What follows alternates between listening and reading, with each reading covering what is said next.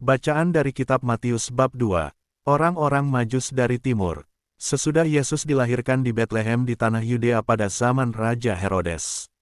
Datanglah orang-orang Majus dari timur ke Yerusalem dan bertanya-tanya, "Di manakah dia, Raja orang Yahudi yang baru dilahirkan itu? Kami telah melihat bintangnya di timur dan kami datang untuk menyembah dia." Ketika Raja Herodes mendengar hal itu terkejutlah ia beserta seluruh Yerusalem. Maka dikumpulkannya semua imam kepala dan ahli Taurat bangsa Yahudi, lalu dimintanya keterangan dari mereka, di mana Mesias akan dilahirkan. Mereka berkata kepadanya, "Di Betlehem di tanah Yudea, karena demikianlah ada tertulis dalam kitab Nabi, dan engkau Betlehem, tanah Yehuda, engkau sekali-kali bukanlah yang terkecil di antara mereka yang memerintah Yehuda, karena daripada mula akan bangkit seorang pemimpin, yang akan menggembalakan umatku Israel." Lalu dengan diam-diam Herodes memanggil orang-orang Majus itu dan dengan teliti bertanya kepada mereka, bila mana bintang itu nampak. Kemudian ia menyuruh mereka ke Betlehem, katanya, "Pergi dan selidikilah dengan seksama hal-hal mengenai anak itu dan segera sesudah kamu menemukan dia, kabarkanlah kepadaku supaya aku pun datang menyembah dia." Setelah mendengar kata-kata raja itu, berangkatlah mereka. Dan lihatlah, bintang yang mereka lihat di timur itu mendahului mereka hingga tiba dan berhenti di atas tempat di mana anak itu berada. Ketika mereka melihat bintang itu, sangat bersukacitalah mereka. Maka masuklah mereka ke dalam rumah itu dan melihat anak itu bersama Maria, ibunya, lalu sujud menyembah dia. Mereka pun membuka tempat harta bendanya dan mempersembahkan persembahan kepadanya, yaitu emas, kemenyan dan mur. Dan karena diperingatkan dalam mimpi, supaya jangan kembali kepada Herodes, maka pulanglah mereka ke negerinya melalui jalan lain. Penyingkiran ke Mesir. Setelah orang-orang Majus itu berangkat, nampaklah malaikat Tuhan kepada Yusuf dalam mimpi dan berkata, "Bangunlah, ambillah anak itu serta ibunya, larilah ke Mesir dan tinggallah di sana sampai aku berfirman kepadamu, karena Herodes akan mencari anak itu untuk membunuh dia." Maka Yusuf pun bangunlah, diambilnya anak itu serta ibunya malam itu juga, lalu menyingkir ke Mesir, dan tinggal di sana hingga Herodes mati. Hal itu terjadi supaya genaplah yang difirmankan Tuhan oleh Nabi, "Dari Mesir kupanggil anakku." Pembunuhan anak-anak di Betlehem. Ketika Herodes tahu, bahwa ia telah diperdayakan oleh orang-orang Majus itu, ia sangat marah. Lalu ia menyuruh membunuh semua anak di Betlehem dan sekitarnya, yaitu anak-anak yang berumur 2 tahun ke bawah, sesuai dengan waktu yang dapat diketahuinya dari orang-orang Majus itu. Dengan demikian genaplah firman yang disampaikan oleh Nabi Yeremia, terdengarlah suara di Rama, tangis dan ratap yang amat sedih. Rahel menangisi anak-anaknya dan ia tidak mau dihibur, sebab mereka tidak ada lagi. Kembali dari Mesir, setelah Herodes mati, nampaklah malaikat Tuhan kepada Yusuf dalam mimpi di Mesir, katanya, "Bangunlah, ambillah anak itu serta ibunya dan berangkatlah ke tanah Israel, karena mereka yang hendak membunuh anak itu, sudah mati." Lalu Yusuf pun bangunlah, diambilnya anak itu serta ibunya dan pergi ke tanah Israel. Tetapi setelah didengarnya, bahwa Archelaus menjadi raja di Yudea menggantikan Herodes, ayahnya, ia takut ke sana. Karena dinasihati dalam mimpi, pergilah Yusuf ke daerah Galilea. Setibanya di sana ia pun tinggal di sebuah kota yang bernama Nazaret. Hal itu terjadi supaya genaplah firman yang disampaikan oleh nabi-nabi, bahwa ia akan disebut orang Nazaret. Renungan Injil Matius bab 2. Kelahiran Yesus, orang Majus, pelarian ke Mesir, dan kembalinya ke Nazaret. Matius 2 adalah pasal yang penuh dengan perjalanan, pencarian, bahaya, dan penyertaan Tuhan. Di balik cerita kelahiran Yesus, ada pesan besar tentang bagaimana Tuhan memimpin, bagaimana hati manusia merespons, dan bagaimana rencana Allah tidak pernah bisa digagalkan. Orang Majus, mereka yang mencari dengan kerendahan hati. Orang Majus datang dari timur, bukan orang Yahudi, bukan keluarga kerajaan, bukan ahli Taurat. Namun merekalah yang pertama mencari, raja orang Yahudi yang baru lahir. Mereka berjalan jauh, menanggung risiko, hanya untuk satu tujuan, menyembah. Pelajarannya, mereka tidak punya semua jawaban, tetapi mereka punya hati yang mau mencari. Mereka tidak punya latar belakang rohani, yang benar, tetapi mereka memiliki kerendahan hati untuk bertanya.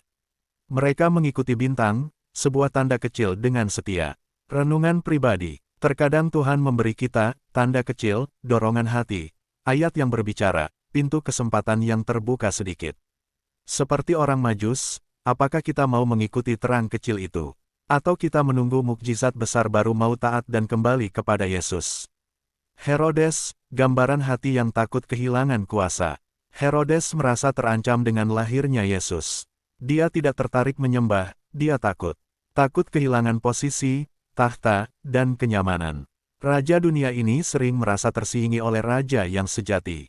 Pelajarannya, Herodes adalah gambaran manusia yang merasa Tuhan mengganggu zona nyamannya. Manusia yang menolak perubahan, ego mempertahankan kendali, bukan menyerahkan hati.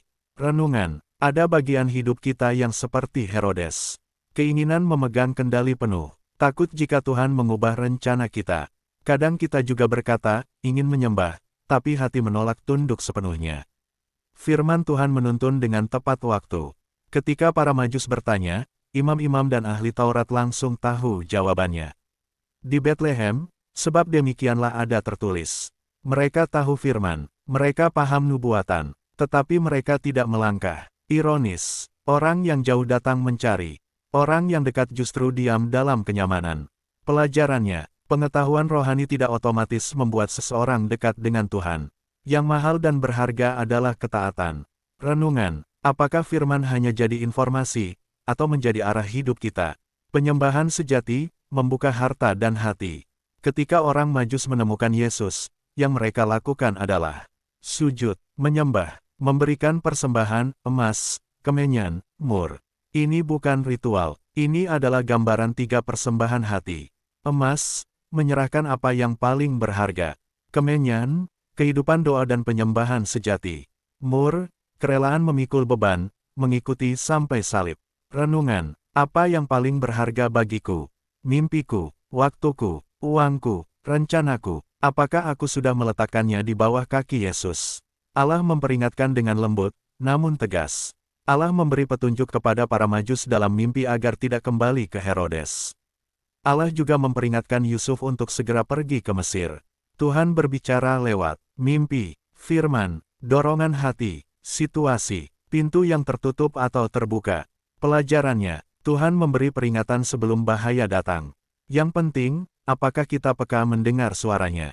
Renungan, berapa banyak bencana hidup yang bisa kita hindari jika kita belajar mendengar suara Tuhan?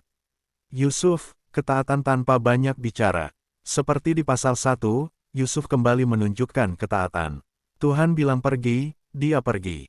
Tuhan bilang kembali, dia kembali. Tuhan bilang pindah ke Nazaret, dia pindah. Yusuf tidak bertanya, tidak membantah, tidak juga menunda. Pelajarannya, ketaatan adalah bukti iman yang nyata. Bahkan keputusan kecil Yusuf menjadi bagian dari penggenapan nubuatan besar. Renungan, terkadang Tuhan tidak butuh penjelasan panjang dari kita. Dia butuh ketaatan yang sederhana. Rencana Tuhan tak bisa digagalkan manusia. Herodes merencanakan pembunuhan, kerajaan bersekutu, kekerasan dilakukan, namun semua itu tidak pernah dan tidak akan pernah menghentikan rencana Allah. Yesus tetap lahir, tetap bertumbuh, tetap menjadi Mesias. Pelajarannya, tidak ada ancaman, kuasa manusia, atau situasi gelap yang dapat membatalkan rencana Tuhan atas hidup kita. Renungan, jika Tuhan sudah menetapkan masa depanmu, tidak ada manusia yang bisa mengambilnya. Allah yang setia menyertai perjalanan hidup. Matius 2 penuh dengan pindah-pindah tempat. Dari Betlehem, ke Mesir, kembali ke Israel, lalu ke Nazaret. Perjalanan tidak nyaman, tidak mudah, tidak stabil. Tetapi di setiap langkah ada penyertaan Tuhan dan ada nubuat yang digenapi. Pelajarannya, perjalanan hidup kita pun penuh perubahan. Kadang Tuhan memindahkan kita dari satu titik ke titik lain, untuk melindungi, untuk membentuk, untuk membuka pintu-pintu baru bagi kita. Renungan, kalau saat ini hidup terasa tidak stabil, ingat, Tuhan sedang memimpin Anda seperti Ia memimpin Yusuf dan keluarga kecilnya. Kesimpulan renungan Matius bab 2. Pertama, Tuhan menghargai pencarian yang tulus, seperti orang Majus. Kedua, hati yang takut kehilangan kendali seperti Herodes, sangat mudah menolak Tuhan. Ketiga, firman bukan hanya untuk diketahui, tetapi untuk ditaati. Keempat, penyembahan sejati adalah menyerahkan yang paling berharga yang kita miliki. Kelima, Tuhan memperingatkan kita, sebelum bahaya datang. Keenam, ketaatan sederhana membuka penggenapan rencana-rencana yang besar. Ketujuh, tidak ada manusia yang bisa menggagalkan rencana Tuhan. Kedelapan hidup walaupun berpindah-pindah, akan tetap aman jika Tuhan yang memimpin.